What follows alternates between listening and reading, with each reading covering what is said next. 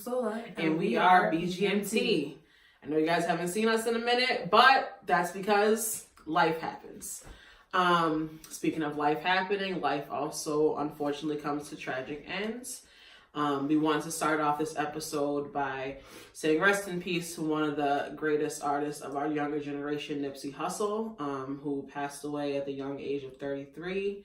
Known West Coast rapper, advocate for his community, just all around Crenshaw and Slauson to the day he died.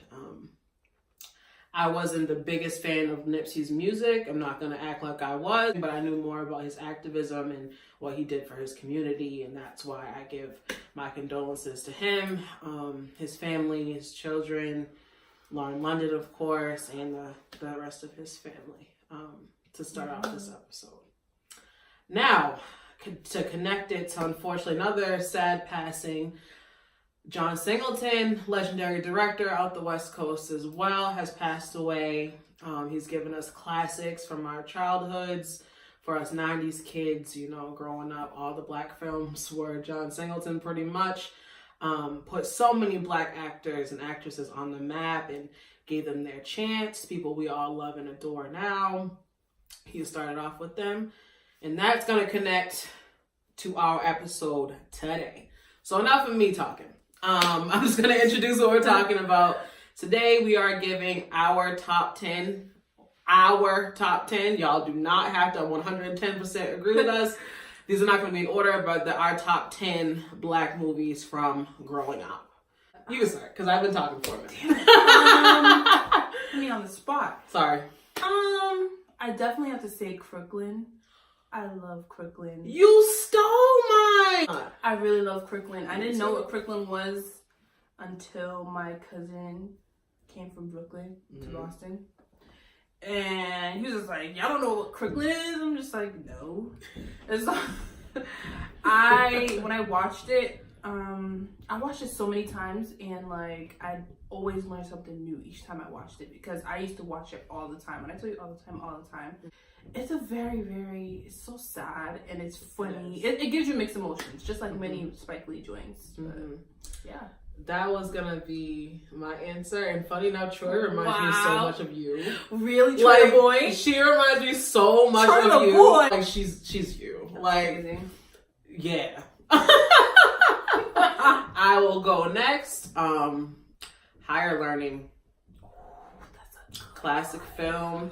Oh, that is a good one. That's a good one. John Singleton joint, of course. That's a good one. Going to a PWI. Wow, it's so relatable. Like minus the school shooting. Yeah. That didn't happen at Framingham State. Yeah. But just that separation of us and them on a college campus, especially when there's high racial tension, because we were in school when the Donald Trump election happened, and that definitely had everybody looking at everybody sideways. So that movie connected to me, especially when I got older. I loved it as a kid. I didn't really get it as a kid. I got older and I'm like, wow, this is You know, I'm not gonna lie. This is a film. I never watched it as a kid. I watched it as a college student.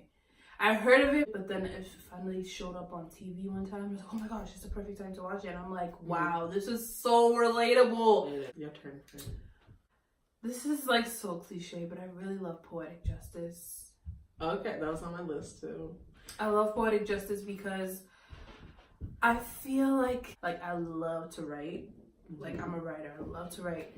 And like listening to her poems, how she dealt with her pain through her writing really inspired me. And she was a hairdresser, and I felt like it was so connectable. I'm just like, oh, this is so cute. And then she found her little boo thing while she was in the hair salon. And, you know, so it was cute. And I really like how they show how difficult Black love can be. And then also it shows what you should not tolerate. Like there's a line. There is. So and it also dealt with death, like shootings and stuff like that. Yeah. So that's not a good choice. My next film is What's Love Got to Do with It with Angela Bassett. Oh my gosh, that's a good one. That movie is so good. Like it made me have so much respect for Tina Turner, any woman who's ever, or person whoever has experienced domestic violence on that extent and still had to maintain and act like nothing was going on. And it just made me kind of realize the differences between back then and now. Because, you know, with recent things of domestic violence in the news and stuff with Black celebrities, Ike was doing a million things plus whatever happened in our generation of people, and those people had to pay for it, and Ike really didn't. There was no protection for women, especially Black women, no matter your socioeconomic status, because they were on top of their game, and still she had to hide the bruises and the bumps and all of that stuff. And Angela Bassett is one of my favorite actresses. She is phenomenal, and they robbed her of her Oscar. She deserved every single reward for that movie. And that movie made me so afraid of Larry Fishburne for so long. Like, anything he was in, I was shook. I'm like, oh! I'm like, even though he is in a lot of Black films that I absolutely love. He's in almost all movies we're probably going to name because he's everywhere. Facts. But he scared me for a long time because of that movie. So that's how you know. So well. That's how you know he's a great actor. Because he made me fear him as a person because he acted so well as Ike Turner. One of the moments in that movie that really triggered me, because I watched it recently again after having a baby, and he, after giving birth, discharged her from the hospital while she told him she wasn't feeling good. She told him that she was still in pain, and he carried her out of the hospital. Right. That is cruel. Like, that is bonkers. That's wild. So I was triggered by that, because it's just like, I remember my experience. Like, I was still at the hospital for a few more days. Right. So it was just like, for her to take her out of the hospital in his hand. Nah. First of all, you go to jail for that. That's so messed up. Like, you go to jail. Next friend. You should go. Oh, I'm gonna go again? Okay, I'll give you time. Shatas. Classic Jamaican film. Classic Jamaican film with the Jamaican Scarface, as they call it, even though the two have nothing to do with each other. It's not the same story. You know, Biggs and Wayne are kind of like us, you know. Weak. I survived, though. What? She's calling me all types of boys and dead people. Like, I'm weak. No, friend. It's a classic Jamaican film. I will watch that movie every single day of my life, and it will never get old to me. Anybody who knows me knows I love that movie. A few of my friends didn't see it till we were in college, and they were like, "Oh my god, this movie is so violent." I'm like, it was a classic. What you mean? Now that you say that, you know what I'm finna say. Good. Belly. That is a good one. Remember when I tried to be Keisha? You did.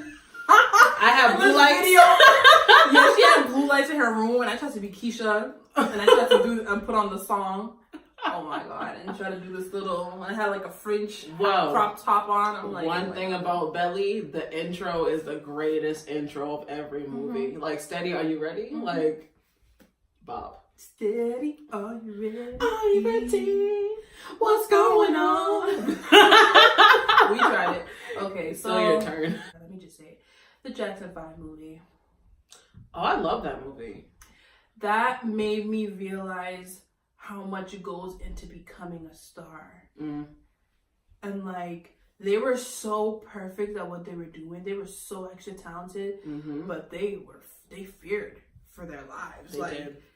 There was so, like, not, because when I was watching when I was little, I was just, oh, they're just getting beatings, like, you know what I mean? But like, now that I'm thinking about it, like, they were young, they were still, some of them were still afraid when they got married of their father, like, beating them. Like, that's not cool. That's not cool. Right. And it just goes to show how devastating of a life Michael Jackson had. I don't condone anything that he was accused of doing recently and before, but his life, like the timeline of his life, I don't see happiness. I don't see anything. Like, he missed out on his entire childhood from watching that movie. This is true. And that is disgusting. That's selfish. And I don't even know if I could watch it right now. I'm naming it because it has an influence on me, but I don't even know if I could watch it again. because it's very devastating. And it's really long, too. It's like 3 hours or something. Listen, you better get you a snack. But yeah. My next movie is going to be American Gangster. The story of Frank Lucas. That's a good one. Yeah, Denzel did his thing. That movie, the reason why I really love that movie is because you get both sides of the story. You get the cop's perspective, you get the drug dealer's perspective. It's really a story of entrepreneurship.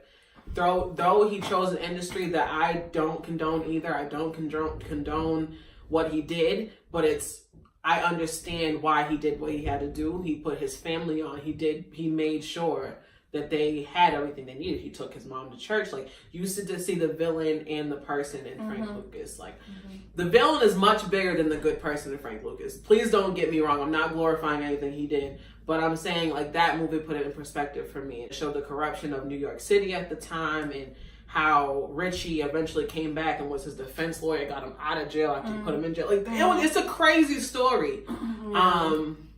And a legendary story. I love that movie. Yeah. So this is our last round of movies, because that will be our top 10. You can give your last one, I'll give my last one, and we'll go. Can you skip me again? Because I really, Brandy, you're killing me. Okay, this movie is sad as hell, but it's so good. The Color Purple. You know, I love that movie. And I never can really sit through it fully. It's hard. No, it's a hard watch, but it's so good. It's like a slow burn for me. I've read the book. I don't know if you've read the book. It's one of those times, bless you, where the book and the movie did each other justice. That's why it's so good. Just that era of Black writing was so hard and so painful, but I think that's a real story to tell. You know, that is a real story to tell of a Black woman who was not given education, who was just married away and became just a servant and just a vessel for a man to own and to own until she found her own. It took her like later in her life to find her own, but she did it, you know? And I think that's the story of a lot of Black women all over the world. You know, it's not so much common here anymore, but other places you still get married off when you're a kid and you're just told to deal. But that's the story of, it's a triumphant story when you really think about it, because she went through all of that and at the end, she gets her karma. You know, she's happy. She's doing what she wants. She has her own ownership. She owns her own place. She owns her own house. She's doing what the fuck that's making her happy. And she gets reunited with her children. Like, she is reborn in a way.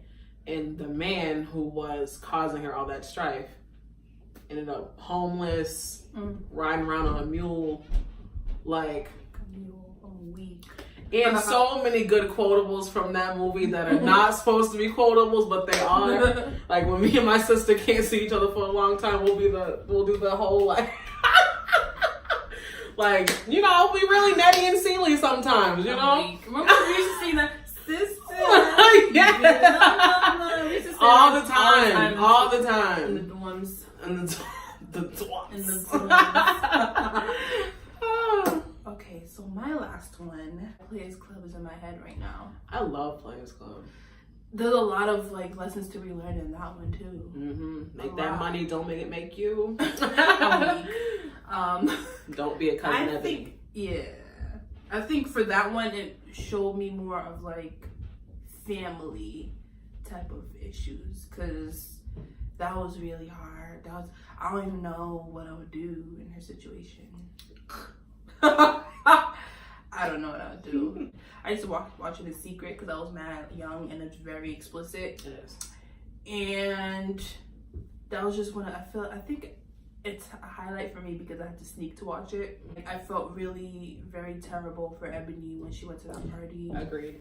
And like, it sucks, but that's some people's lives. That's some people's reality. Yeah, I think it's really connected to now because, you know, with social media, everybody's, you know, going that route and going into the adult entertainment industry and stripping and all that. Yeah. And I feel like that movie does give a realistic view on it of the things that can happen when you go into these bachelor parties. Yeah. And mind you, we're not trying to shame anybody who does go into that. That, like, do what you got to do, sis.